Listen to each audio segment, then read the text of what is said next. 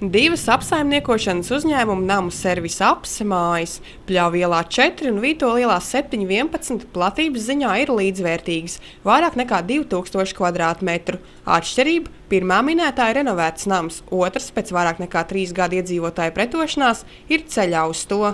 Pļauju ielā 4 par apkuru tagad maksā no 40 līdz 50 centīmiem par kvadrātmetru. Vītola ielā 7/11 janvārī par apkuru bija jāšķiras no 1 lata un 73 centīmiem par kvadrātmetru. Ķieģeļa namam ar 55, 1, 2 un 3 istabu dzīvokļiem Pļauju ielā 4 pilnu renovāciju veids pērnā gada pavasarī. Iedzīvotājiem vienojoties mājas sapulcēs un uzklausot mājas vecākās Agitas Lieģes skaidrojumus par mājas siltināšanas pozitīvajiem aspektiem un ieguvumiem, kas tagad atspoguļojas apkures rēķinos. Renovācija kopumā, bankas kredīts uz 15 gadiem plus Eiropas Savienības energoefektivitātes atbalsta pasākumu finansējums izmaksājusi 120 000 latus plus PVN. Plānots, ka 47% atmaksās Latvijas Investīciju un attīstības aģentūra. Tika nomainīta apkures sistēma, mēs saglabājām to pašu vertikālo apkures sistēmu, bet nomainījām uz 2 cauruļu apkures sistēmu. Radiatoriem tika uzlikti skaitītāji katram radiatoram. Renovācijas gaitā arī fasāde tika nosiltināta, pagraba pārsegums, jumta. Bēniņu grīda.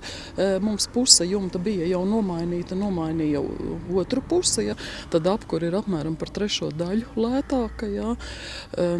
Arī dzīvokļi ir daudz siltāki. Ja. Es domāju, tas ir pats lielākais iegūms salīdzinot, teiksim, kā šogad ir apkure, ko dzird Liepājā. Citur ir lats 50, lats 70, lats 90. Ja.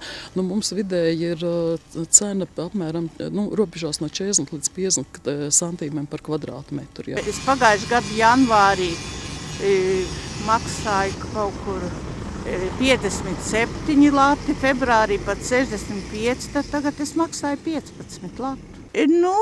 Naktī var pagriezt mazāk, jo nav siltuma zuduma. Nezūd siltums pa nakti. Ja vakarā es tā uzturu no 21 līdz 22, un ja pa nakti nogriežta, ja ir 21,8, tad no rīta ir 21,6, tā kā tur neko daudz nepazūd. Arī mājas apsaimniekotājs par iedzīvotāju kopīgiem spēkiem panākto ekonomiju un mājas tehniskā iekšējā un ārējā vizuālā stāvokļa uzlabošanu tikai priecājas. Nams ir viens no paraugiem, ar ko citu māju iedzīvotāji, kas nav sakārtots, varētu motivēt domāt par savas dzīvesvietas sakārtošanu. Šajā mājā, kur mājas aktīvisti paši darbojās patstāvīgi un izdarīja faktiski visu, mūsu palīdzība bija vajadzīga minimāli. Ja, un pretēji tam mītam kāds klejo, ka balto ķieģeļa ēkas nevajag siltināt, viņām tāpat ir biezas sienas un silts. Ja, šis ir piemērs, kur ir nosiltināts pamatīgi un skaitļi runā paši par sevi. Tā iedzīvotāja, tā apsaimniekošanas uzņēmums aicina arī citu nerenovēto māju iedzīvotājus apdomāt un sekot viņu piemēram. Ieguvēji būs tikai paši iedzīvotāji. Pļauju ielas 4, piemēram, sekoja vēl viens apses Pārziņā esošais nams. Pirms gada Vītola ielā 7/11 dzīvokļu īpašnieku biedrības valdes loceklis un aktīvais mājas iedzīvotājs Gunts Johansons stāstīja, ka daļa iedzīvotāji par renovāciju, kas tika skaidrot kā reāls naudas ietaupījums, ir kategoriski pret. Cilvēki vienmēr jauno pieņem ar grūtībām. Tas ir visur bijis un vienmēr. Tad, kad viņi redz, ka te vēl mājas renovējas un tā, un ka tur tomēr ir ir smuki, ir labi, pa apkuru jāmaksāja mazāk, tad viņi sāk piekrist. Bet jauno vienmēr cilvēki pieņem ar grūtībām.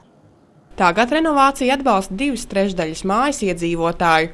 Tagad nams ir pārvērtība priekšā un cerams, ka nākamajā apkures sezonā arī rēķini par apkuru būs pārvērtušies uz mazākām summām.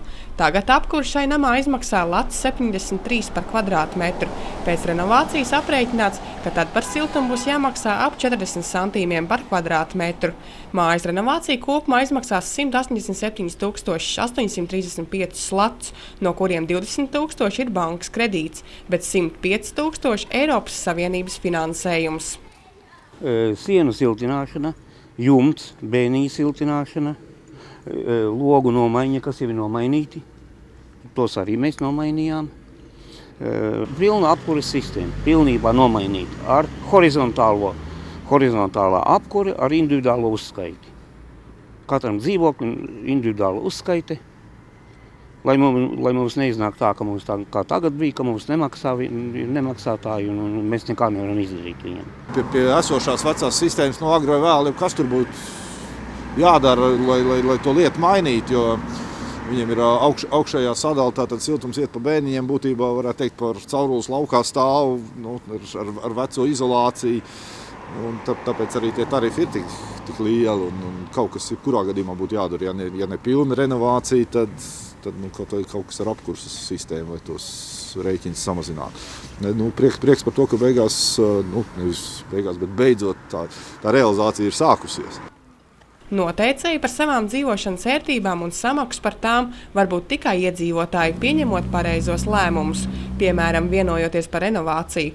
Tā ir viens no risinājumiem, kā dzīvot sakārtotā, pievilcīgā vidē, kas dod arī reāli ietaupījumu naudas makā, par apkuru maksājot ievērojami mazāk, un tas ir dubults komforts.